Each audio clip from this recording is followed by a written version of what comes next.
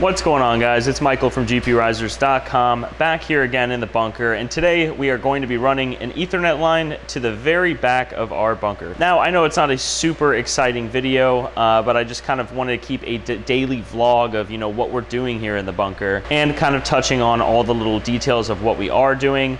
In the last video, we did get this rack and also this rack put together. Right here, we did move all of our current cards that are pending, and by pending, that just means we need to get them on a rig. So you can see we did get 2 more EVGA 1600 watt power supplies in the other day. We have a couple 6600, 6600 XTs, and also some 3070 Ti's. But the main reason why I'm running a line to the back of the bunker, which will actually be back here through these doors that you can see right here to the right. And the main reason for that is not so much heat. It's actually pretty fine in here. The AC and the HVAC systems are doing just fine. But really, it's going to be, hosting some rigs that I don't necessarily need in here or want in here. And I kind of want to isolate some of them. You see the 2 test ones on the bottom there. I actually have the Nvidia holding rig off right now. It kind of was maxing out the PDU at around 5,500 watts, 5,400 watts, but the cable was getting quite hot. Now, I know that the cables on PDUs can handle a lot of heat, a lot more than a standard outlet can. However, I noticed a drop of about 400 to 500 watts off of the PDU. It was a pretty substantial drop of heat on the plug in the wall. So just for safety reasons, I did max that PDU out now at 5,000 watts. And so I'm going to be moving the holding rigs that you see there on the bottom. We have the AMD one and the Nvidia one. Those are going to go into the back of the bunker.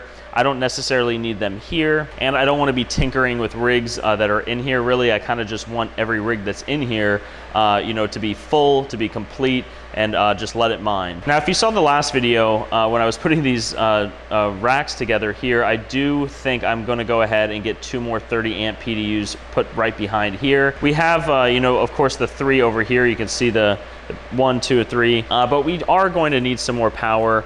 So I will be putting some extra outlets in there soon. But for now, really what I need to do is run an Ethernet to the back. So that's what I'm going to be doing today, and I have to drill through a wall to do it. So the network switch is actually on the middle shelf, right on the top. I kind of have all the Ethernet cords running on the top of these racks and then down. So I got a 100-foot Ethernet cord that I will be running. So what I will be using is this thin cable. You can see here it's very thin compared to a normal Ethernet cord, and I got this so that it's easier to kind of nail on the wall right down there and everything like that. I did use this cord when I was mining residentially to go from inside of my home to a shed, and this cord was fairly easy to run through PVC. I did have this cord inside PVC and sealed so that it wasn't open to the elements outside. So I was happy with it. That's why I chose this thin cable again to route through the wall in the back, and it will be going from the top right there all the way down through here. I did move these boxes out from the corner. I will be drilling through the corner to the back. The rack in the back room is actually kind of just, it's against the wall, and it's the same depth and width as this, obviously, so it should be fairly easy. But I did not want to run these rigs off of Wi-Fi in the back. The Wi-Fi here in the bunker is a little bit spotty. So we have our Wi-Fi in our server rack right over here. That Wi-Fi is just not strong enough, or it's strong, but this is kind of an easy fix.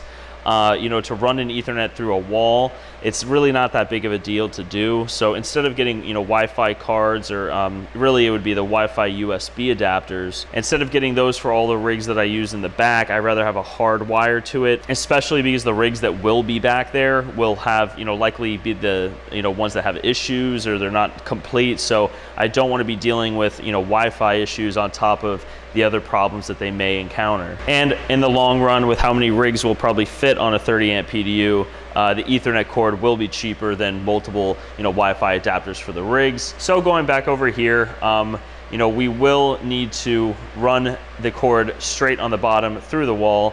It shouldn't be that big of a deal. I'm gonna go ahead and do that now, and we'll be right back. All right, guys, we are in the back of the mining bunker here.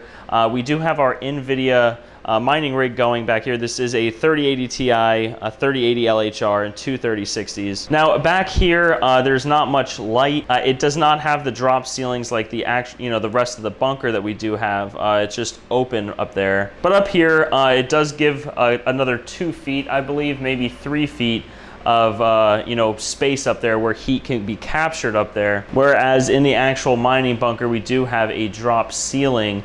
Nothing's wrong with the drop ceiling, it just does make the overall room a little bit shorter. But we are happy to get this rack put together back here. You can see that we do have our 3-phase electric right here. We were kind of lucky when we moved in. There was a 240 outlet already pre-installed. So all I had to do was just swap out the outlet with the one that fits the 30 amp PDU right here. So we are glad that we have this up and going.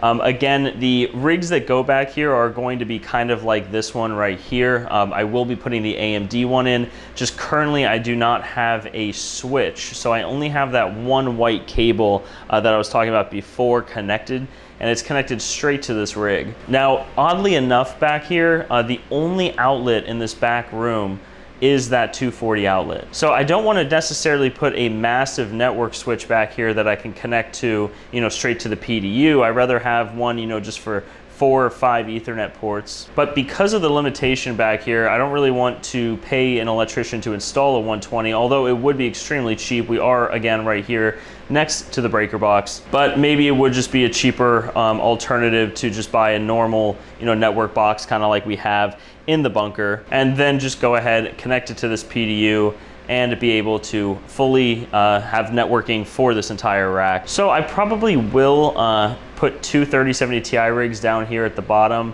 There's a lot of power being pulled inside of the bunker. It's better to space this stuff out. And the 3070 Ti's are very power hungry.